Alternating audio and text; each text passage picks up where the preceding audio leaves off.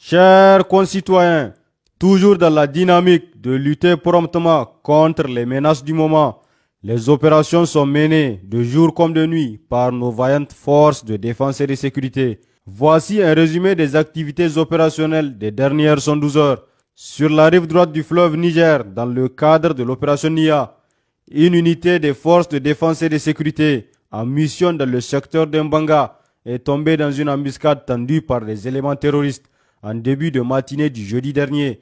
La réaction rapide et efficace de nos soldats a permis de repousser l'ennemi, neutralisant ainsi 4 terroristes. Malheureusement, cette attaque a coûté la vie à un de nos vaillants soldats.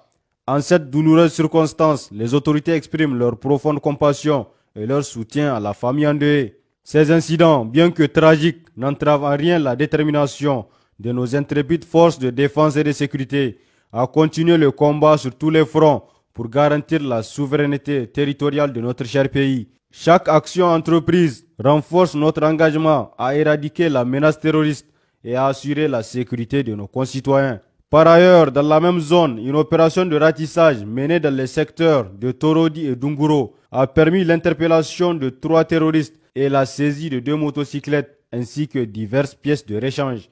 Dans la région de Tilaberi, dans le cadre de l'opération Al-Mahaw, un suspect présumé membre d'une organisation terroriste a été arrêté dans le village de Damaitoka lors d'une patrouille. Cette arrestation a été rendue possible grâce à une précieuse information fournie. Ce succès souligne l'importance cruciale de la coopération entre les citoyens et les forces de défense et de sécurité dans la lutte contre le terrorisme.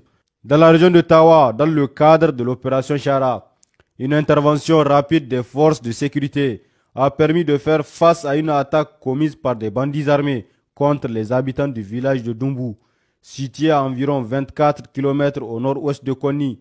La patrouille mixte départementale a poursuivi les assaillants et a réussi à capturer l'un des commanditaires de l'attaque. Pour échapper à la vigilance de ses victimes, cet individu se déguisait en femme. Il a été remis aux services compétents pour être inculpé. Par ailleurs, les opérations de ratissage se poursuivent activement afin de traquer le reste de sa bande et de sécuriser la région. Dans la région d'Agadez, au sein des zones de défense numéro 2 et 8, les agents de la brigade d'intervention et de recherche ont intercepté un véhicule Hilux utilisé pour le trafic des stupéfiants lors d'une patrouille dans le secteur d'Aderbisnet cette semaine.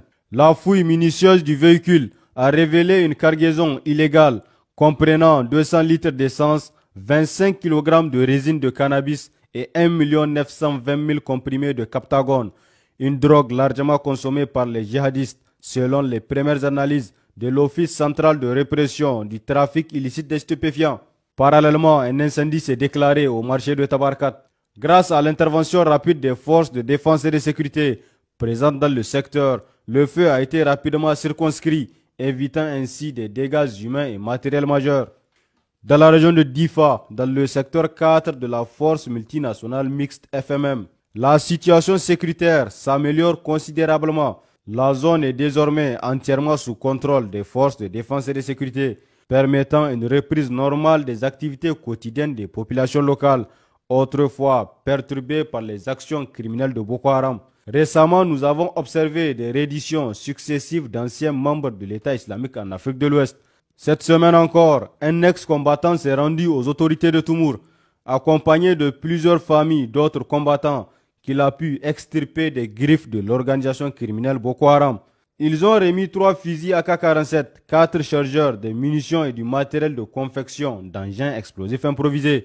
Cette initiative marque un progrès significatif vers la réconciliation nationale, soulignant la prise de conscience croissante des anciens combattants de la nécessité de reconstruire le pays. Les autorités encouragent vivement la poursuite de ces actes patriotiques.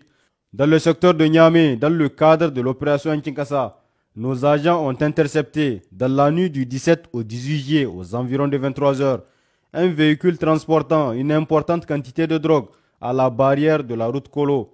Le véhicule contenait en substance 19 kg de cannabis, 16 200 comprimés de tramadol et 239 flacons de codéine. Le trafiquant a réussi à s'échapper, abandonnant un téléphone portable, des photos d'identité et divers objets. Chers compatriotes, les FDS vous exhortent à redoubler d'efforts en fournissant rapidement des informations crédibles pour permettre des interventions efficaces. Des lignes vertes sont à votre disposition pour faciliter la communication avec l'FDS, renforçant ainsi la sécurité sur l'ensemble du territoire national et favorisant une paix durable. Ensemble, continuons à œuvrer pour la sécurité et la stabilité de notre cher pays. Pour les forces armées nigériennes, le 40-40, pour la police nationale, le 83-83. Vive le Niger libre et souverain, vive les forces de défense et de sécurité, vive les citoyens résilients et engagés.